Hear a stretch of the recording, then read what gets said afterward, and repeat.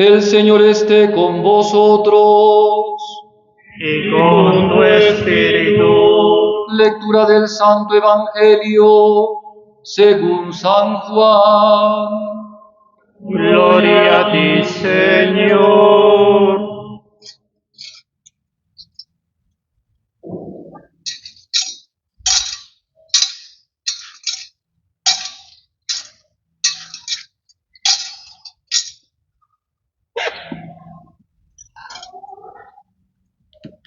El primer día de la semana, María Magdalena fue al sepulcro al amanecer, y aun cuando estaba oscuro, vio la losa quitada del sepulcro. Echó a correr y fue donde estaba Simón Pedro y el otro discípulo, a quien tanto quería Jesús, y les dijo: se han llevado del sepulcro al Señor, y no sabemos dónde lo han puesto. Salieron Pedro y el otro discípulo camino del sepulcro. Los dos corrían juntos, pero el otro discípulo corría más que Pedro. Se adelantó y llegó primero al sepulcro, y asomándose vio las vendas en el suelo, pero no entró. Llegó también Simón Pedro detrás de él, y entró en el sepulcro, y vio las vendas en el suelo y el sudario con que lo habían cubierto la cabeza, no en el suelo con las vendas, sino enrollado en un sitio aparte. Entonces entró también el otro discípulo, el que había llegado primero al sepulcro, vio y creyó, pues hasta entonces no habían entendido la Escritura, que Él había de resucitar de entre los muertos. Palabra del Señor. Gloria a ti, Señor Jesús. Asiente.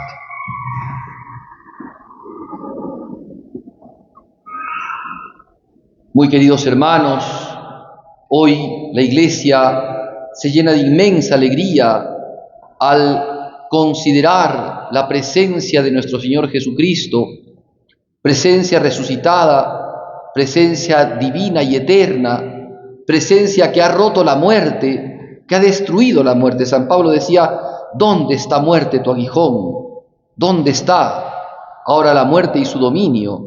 Ya Cristo ha vencido a la muerte, ya Cristo nos ha dado muestra de que la vida es vida imperecedera, que la vida ya no termina más, y de que aquel que ha muerto por nosotros nos ha dado esa vida y nos la comunica por ese inmenso amor que nos tiene. Los textos del Evangelio nos muestran estos primeros momentos del conocimiento, de la percepción de la resurrección de Jesucristo de parte de sus discípulos. María Magdalena va corriendo al sepulcro para untar el cuerpo muerto del Señor. María Magdalena no se fue a encontrar con Cristo resucitado, jamás pensó ella así.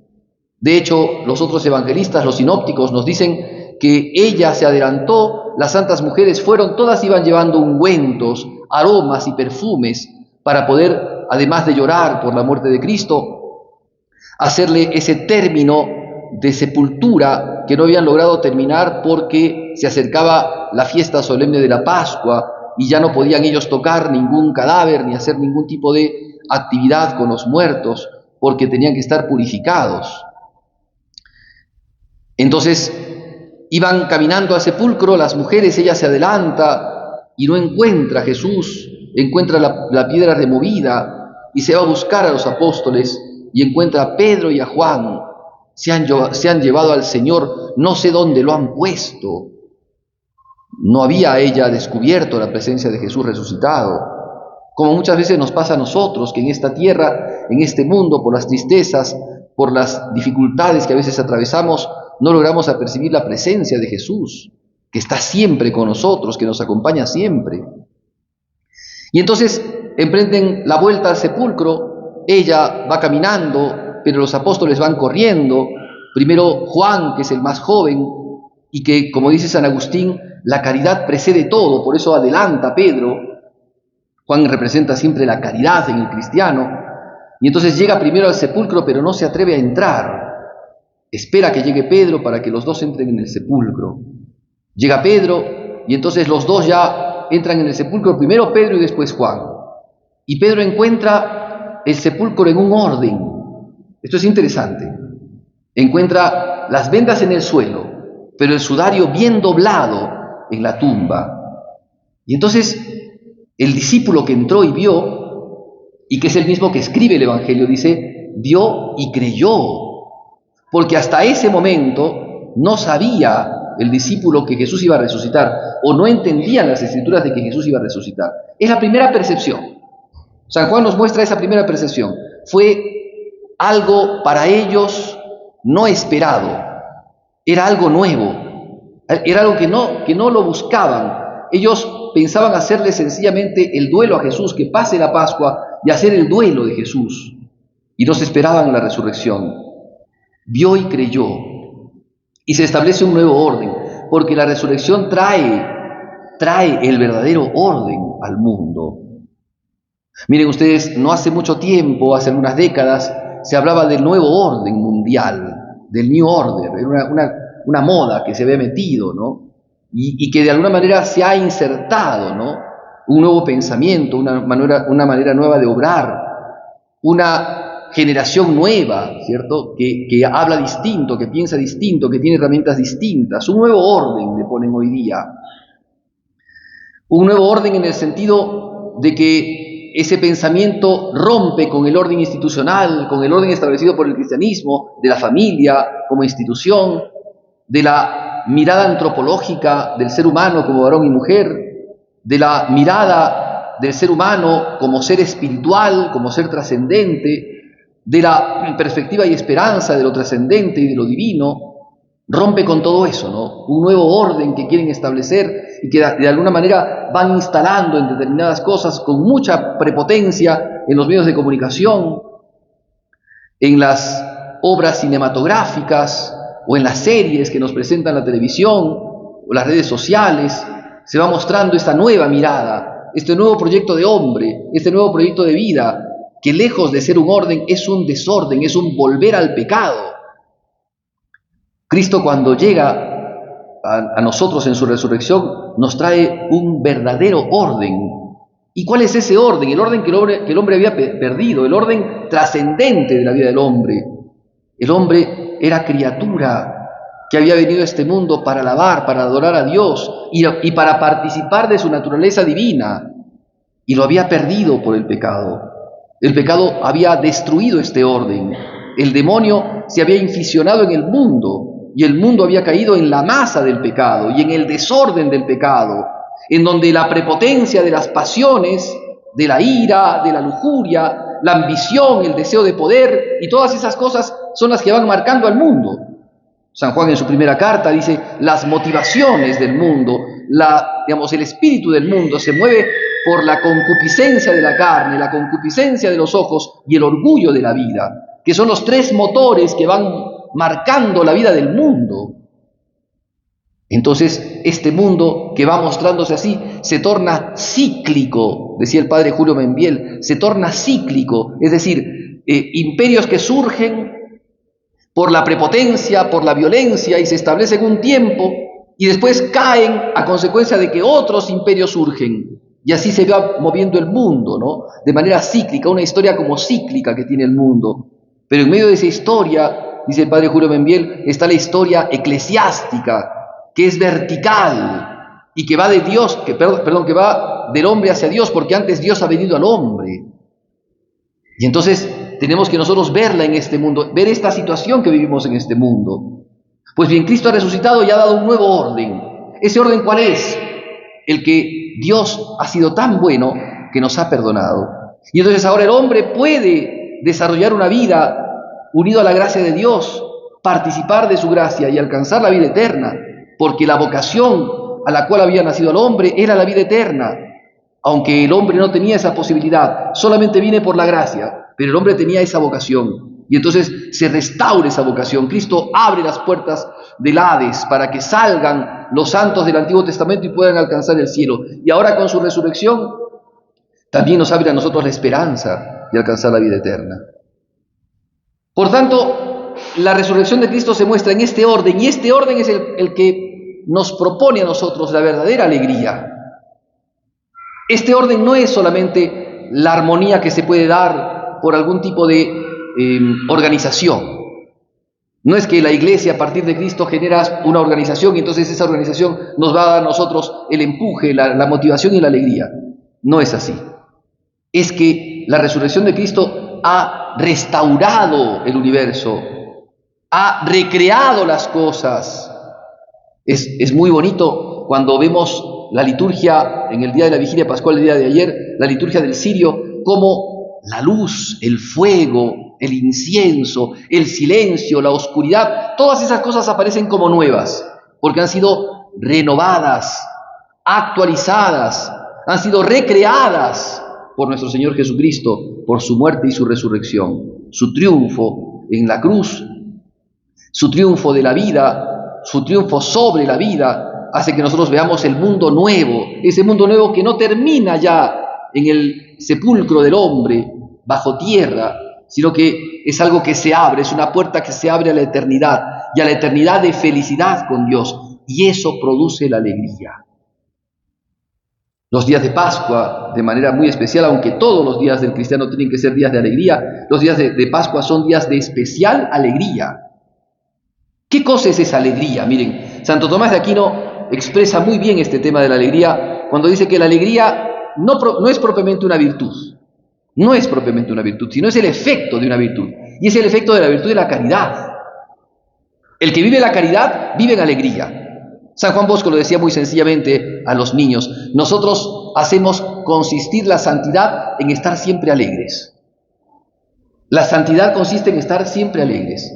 Pero cuidado con este pensamiento tan subjetivo y sensible que tenemos hoy día, pensando de que la alegría es solamente un sentimiento, un afecto. Claro, es también una pasión, pero en el cristiano no es solamente una pasión. La pasión es algo momentáneo, viene en un momento, genera intensidad y después decae. Pero nosotros la alegría no es solamente una pasión, es una actitud espiritual, y por eso se convierte también en una virtud o efecto de una virtud. Santo Tomás dice que la alegría consiste en tres cosas, o sea, uno adquiere la alegría por tres cosas. Primero, por la presencia del objeto amado. Cuando dos personas se aman y se encuentran juntas, se da la alegría. Imagínense un padre, una madre, que después de 8 o 10 años que no han visto a su hijo regresa del extranjero, con estudios y demás cosas, y llega a la casa. Se llenan de inmensa alegría, emoción inclusive, emoción y lágrimas de alegría de contemplarse, de verse, de encontrarse, se aman, ¿ven? La alegría consiste en la unión de los que se aman. Y aquí, cuando nosotros descubrimos a Cristo resucitado, nos damos cuenta que está presente, de que nunca nos olvida, de que siempre está con nosotros, de que podemos pasar 1000 cosas en la vida, pero siempre estará con nosotros. En las tribulaciones, en las dificultades, en las angustias, en las injusticias, en las soledades, ahí está Jesús. Siempre está Jesús. Siempre está el Señor dándonos una mano. Tal vez está aparentemente dormido, como cuando estaba en la barca de Pedro mientras la tempestad, pero está Jesús, y no nos va a abandonar, y no nos va a dejar, y no va a hacer que nosotros sucumbamos, no va a hacer que perdamos la fe, la esperanza y la caridad. Siempre está. Entonces, ¿cómo no nos va a producir eso alegría? Pero después, la alegría, dice Santo Tomás, también se produce a consecuencia de haber destruido el obstáculo, de haber, pasado el obstáculo. Cuando una persona se encuentra con una dificultad, con un problema, con una cosa que le es difícil, con un obstáculo en la vida, y lo puede lograr destruir, lo puede pasar al obstáculo, siente alegría, ¿no? como cuando el filósofo dice eureka, ¿cierto? Porque descubre la solución de un problema, porque se da el término de una guerra, porque se da... Entonces esa es la alegría, cuando la persona tenía un obstáculo que le generaba tristeza, había un mal que le producía tristeza y de repente el mal desapareció. Por ejemplo, cuando una persona se encuentra con una enfermedad y de repente se sana, viene a su corazón la alegría, porque descubre que ya se terminó ese pesar. ¿Sí? Así viene la alegría. Viene la alegría entonces por la unión de los que se aman. Viene la alegría por la destrucción del obstáculo, por el fin del obstáculo, por el fin del mal. Y la alegría viene también cuando se termina un proceso y uno alcanza la paz. Cuando terminamos algo, cuando se ha dado, por ejemplo, una dificultad, una situación, un problema, y de repente las cosas van llegando a su término. Y entonces llega a nosotros la paz y la alegría. Pues eso es justamente lo que nosotros encontramos en la resurrección de Cristo, la presencia del amado, pero también la destrucción del pecado y de la muerte, que son el mal del hombre. Con Jesucristo se terminó, se acabó, porque si bien vamos a morir, como dice San Juan, como dice Jesucristo en el Evangelio de San Juan, no moriremos para siempre. Pero tercero, es el término de este proceso terrible que era la infisión del pecado en el mundo. Con Cristo hemos visto que esto se ha liberado. Esto no significa que hemos llegado al cielo. Por eso es que la verdadera alegría, y la alegría colmada, y la alegría rebosante, y la alegría eterna, es la del cielo. Pero ya aquí nosotros participamos de esto. Con Cristo el resucitado nosotros podemos ya tener la presencia del Señor todos los días. Con Cristo el resucitado nosotros podemos ver de que los obstáculos de la vida, aunque los vamos viviendo y los vamos, pero estamos con Él. Y Él nos ayuda a vencer y a tener esperanza de la vida eterna. Y esa misma esperanza es la que nos hace pensar en que vamos a alcanzar la vida eterna, de que esto no se termina aquí. Y entonces esa alegría se impone en los momentos de dificultad. Y esa alegría entonces no es solamente una sensibilidad y una sensación pasajera, sino es la convicción que estamos bien, que vamos por buen camino, tal vez con dificultades, con pecados, que vamos cometiendo, pero con el deseo de contrición y arrepentimiento, tal vez con limitaciones y con defectos, pero vamos por el camino. Alguna vez escuché a un sacerdote que hablaba, ¿no?, sobre un caso que le tocó de una persona que había sufrido muchísimo por su familia. Había vivido un montón de dificultades, su familia se había mostrado siempre muy indiferente, nunca quisieron a esta persona y le hacían las 1001. Y esa persona vivía momentos difíciles, pero esta persona tenía un corazón muy religioso. Era una persona de oración diaria, de adoración eucarística, de misa, diaria, de rosario diario. Y Dios fue llevando esa alma de a poquito, la hizo salir de esos problemas, y cuando ya se encontraba un poco más tranquila de los problemas serios que los que la habían metido la propia familia, no guardaba rencor, no tenía problemas de oscuridades en su corazón, no tenía esas angustias, ¿no?, del alma que a veces uno tiene, el resentimiento, la cólera, la bronca, el ver a una persona y ya sentirse que uno lo quiere matar o cosas así, sino que por el contrario rezaba por su propia familia y obraba el bien por su familia. Y recuerdo que este sacerdote decía una cosa que es así: esa alma es un alma consolada. O sea, Dios está con él. Y Dios le ha mostrado, a pesar de las dificultades, que Él está presente. Y que vale la pena seguir. Y que vale la pena caminar en este mundo. Y hoy día nosotros podemos aplicar eso para nuestras vidas. Miren ustedes nuestras sociedades, en donde se habla tanto de corrupción y seguimos en corrupción. En donde la violencia pesa más que la paz. En donde la armonía de los pueblos se basa muchas veces en arreglos debajo de la mesa, ¿no? En donde la soberanía se ve muchas veces comprometida a causa de que hay gobernantes que venden la patria en distintas circunstancias. Y nosotros vemos nuestra sociedad que se encuentra a veces muy alejada de Dios, y vemos que los apostolados que hace la Iglesia no llegan a ser lo suficientemente eficientes para llegar a los jóvenes, a los niños, a los mayores, y vemos que hay mucha gente que va abandonando la fe, y entonces vamos viendo las crisis que vivimos como Iglesia también, y podemos pensar de que tal vez la situación es oscura, ténebre y difícil, pero el cristiano tiene que ser un alma consolada. Tenemos que seguir firmes, no por pensar solamente de que las cosas van a andar mejor, porque sí, sino porque Dios está con nosotros. Dios no nos abandona, ni abandona a nuestras familias, ni abandona a nuestras sociedades. El hombre puede abandonarlo a Dios, pero Dios no va a abandonar al hombre. El cirio pascual que representa a Cristo es esa luz que no va a dejar de iluminarnos. Por eso es que hay que tener el espíritu decidido a seguir haciendo el bien. Por eso es que hay que mirar siempre con esperanza, porque estas cosas no serán eternas. Nos espera la eternidad, pero estas cosas no son eternas. Y tendremos que ver esto siempre delante de los ojos de Dios, y por eso tener mucha oración, para que nuestra vida sea una vida en la alegría de la Pascua. Que Cristo nuestro Señor entonces nos haga vivir esa alegría propia de este tiempo, que nos haga ver su presencia, para que con su presencia no nos desanimemos, y vemos que siempre nos podemos nosotros unir a Él, porque Él nos lleva, aunque sea por cañadas oscuras, pero Él nos lleva, Él va con nosotros. Su brazo y su cayado nos sosiegan.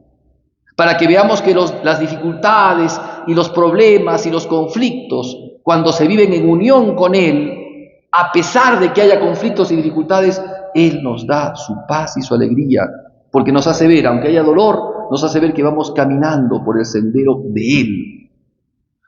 Y porque además Él nos espera. Él nos espera al final de todo, porque Él que es la luz, es esa luz que ilumina nuestro camino en esta vida y nos espera para la vida eterna. Nos da su gracia para alcanzar la vida eterna. El cristiano no tiene nada que perder. La resurrección nos ha abierto las puertas que ni la muerte, ni el pecado, ni las cosas más malas de este mundo la podrán cerrar. Que la Virgen Santísima, nuestra Madre, la Madre de Jesús resucitado, nos conceda la gracia de alegrarnos en Cristo y de amarlo cada vez más a este Señor, que nunca nos abandona, que nos hace pelear las buenas batallas y que nos hace llegar hasta el final de la meta. Que la Virgen nos conceda estas gracias.